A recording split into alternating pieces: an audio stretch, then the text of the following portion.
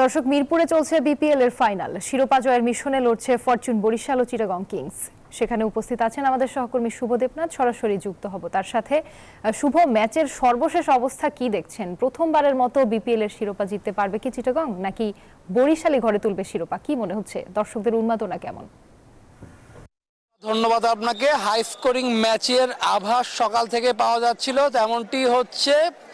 পারভেজ ইমন পুরো টুর্নামেন্ট জুড়ে আলোচনা ছিলেন। ফাইনালের দিন তিনি দেখিয়ে দিলেন কি যেন তিনি চিটাগাং তাকে দলে নিয়েছে। ওর সঙ্গে খাজা নাফে, তিনিও কিন্তু দারুণ ব্যাটিং করেছেন। সব মিলেই কিন্তু 195 রানের টার্গেট দিয়েছে চিটাগাং। বরিশালকে অবশ্যই জিততে গেলে পাওয়ার প্লে কাজে লাগাতে হবে, সেই সঙ্গে হাই স্কোরিং ম্যাচ চেস করতে হবে। আমরা জানি যে তামিম ইকবাল কিছুটা স্লো শুরু করলেও তাহিদ হৃদয় অপর প্রান্তে কিন্তু মার মুখে শুরু করতে পারে।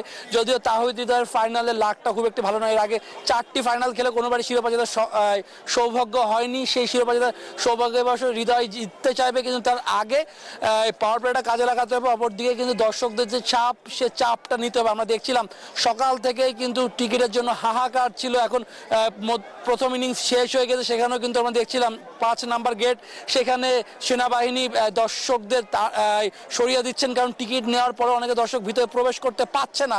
কারণটা প্রায় এমন ম্যাচ, 25,000 দর্শকের ধারণ ক্ষমতা মিরপুর স্টেডিয়াম, সেখানে কানায় কানা পূর্ণ হয়ে গেছে। সে কারণে কিন্তু অন্যদের ঢুকতে দেওয়ার সুযোগ হচ্ছে না। টিকিট যারা নিয়েছেন অনেকে, তারা কিন্তু মন খারাপ করে ফিরে গিয়েছেন। তারপর হাই ভোল্টেজ ম্যাচ হচ্ছে, এবং এই ম্যাচে যদি ফাইনালের চাপটা বরিশাল নিতে পারে তাহলে দ্বিতীয়বার মতো শিরোপা জেতার সুযোগ আছে। যদি না পারে তাহলে কিন্তু চিটাগাং প্রথমবার মতো শিরোপা জিতবে। যদিও চিটাগাং মঞ্চটা অনেকটা প্রস্তুত করে রেখেছে।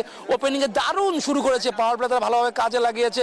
পারভেজ ইমন তিনি পাওয়ার হিটিং দেখিয়েছেন। আমরা জানি যে তিনি অনূর্ধ্ব 19 বিশ্বকাপ জয়ী দলের সদস্য, সে কারণে বড় ম্যাচের চাপ তিনি নিতে পারেন। সে চাপটি কিন্তু এদিনের ম্যাচেও তিনি নিয়েছেন এবং সময় উপযোগী ইনিংস খেলেছেন। খাজা নাফে, যার কথা বলা হচ্ছে পাকিস্তান রিক্রুট, তিনি কিন্তু খুব বড় প্লেয়ার নয়, এবং তিনি কিন্তু যখনই মাঠে নেমেছেন দলের প্রয়োজনে সেরাটাই খেলেছেন। সবকিছু মিলে চিটাগাং কিন্তু অনেক বিতর্ক আছে, পেমেন্ট ইস্যু নিয়ে বিতর্ক আছে, কিন্তু মাঠে খেলা বারবার তারা প্রমাণ করছে যে তারা সেরাদের সেরা হতে যাচ্ছে, এবং সে কারণে তারা ব্যাটিং বলে ভালো করছে। অপরদিকে বরিশাল দলটা শুরু থেকে গোছানো, আমরা দেখছিলাম যে যারা যখন এসে তারা পারফর্ম করছে। সবকিছু মিলে কিন্তু একটা হাই ভোল্টেজ ম্যাচ আছে, এবং দর্শকদের মধ্যেও আমরা তেমনটা আগ্রহ দেখতে পাচ্ছি। পুরো খেলায় কানে কানে পূর্ণ রয়েছে। রূপা, এই ছিল মিরপুর থেকে আমার কাছে এখন পর্যন্ত সর্বশেষ।